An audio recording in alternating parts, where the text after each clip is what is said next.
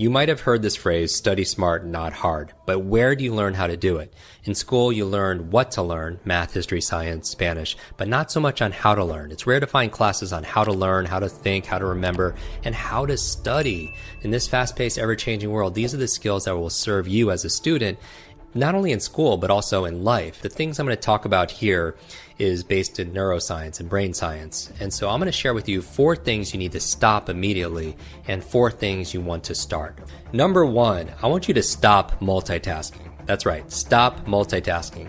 Many of you believe that you're doing 2 things at once or 3 things at once, and you're not actually multitasking, because every single time you switch from one task to another, you have to regain your focus and your flow, and it can take anywhere from 5 minutes to 20 minutes. So the more accurate term is not multitasking, it's actually called task switching.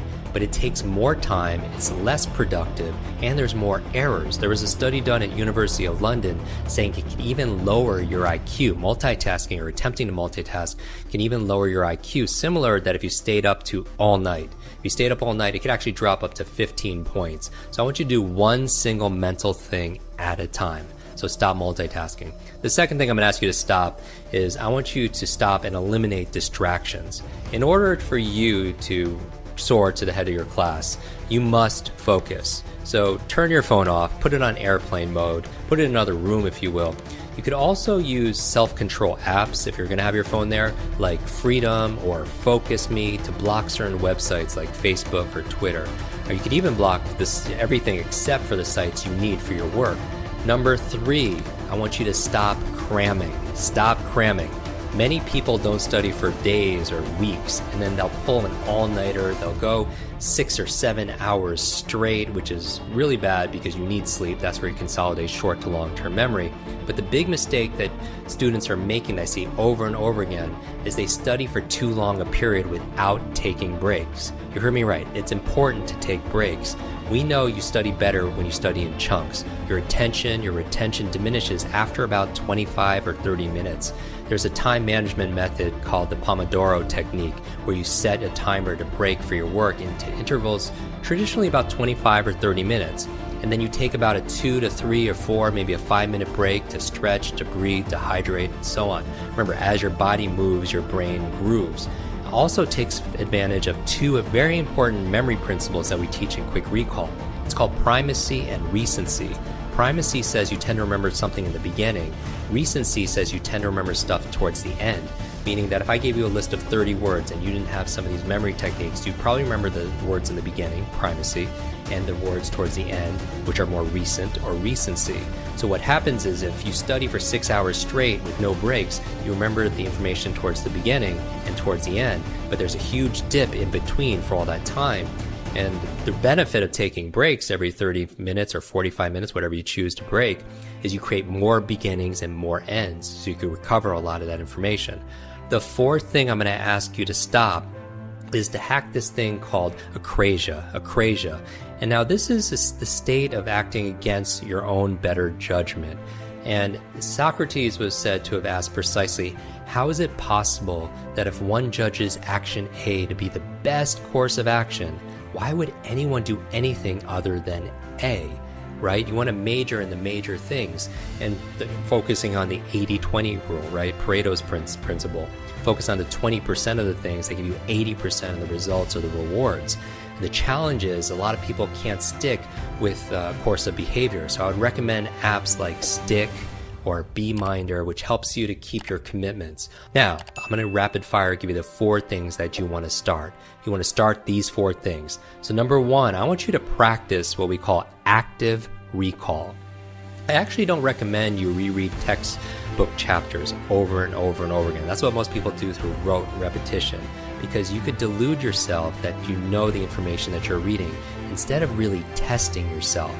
I'd rather you close the book and recall and recite all that you could remember, because there's a difference between recognition and recollection. There's a big difference between recognition and recollection. Many times when you're rereading that chapter over again, you actually delude yourself thinking that you remember this information when you're really just recognizing it in front of you. Because recognizing requires a trigger for you to remember something, and you may not get that on a test. You probably very well likely get that on a test. So study actively with the focus on recollection and quiz yourself. Don't just glance over your notes, your highlighted notes. Number 2, I would say, is start doing spaced repetition.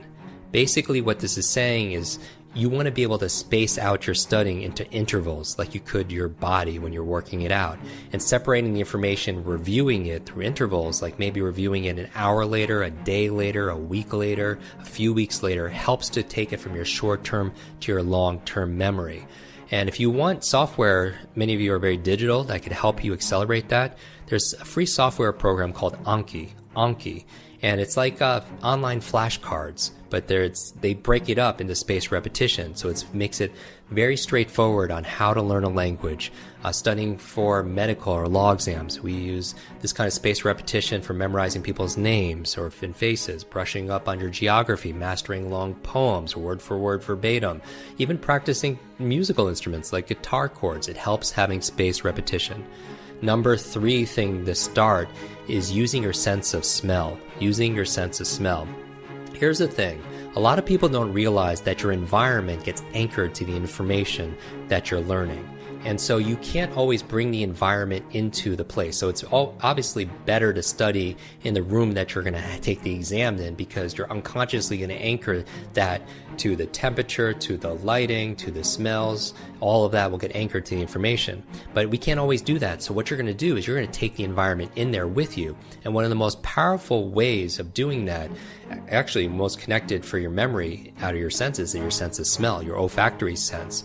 And so spraying an unfamiliar scent onto your body, maybe it could be an essential oil, a lip balm, a chewing gum. It's very unique flavor or scent.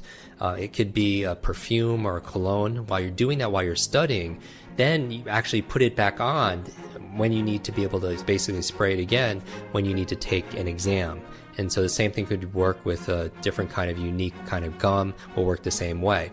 Also, there are certain scents, for example, essential oils that actually stimulate and wake up the mind.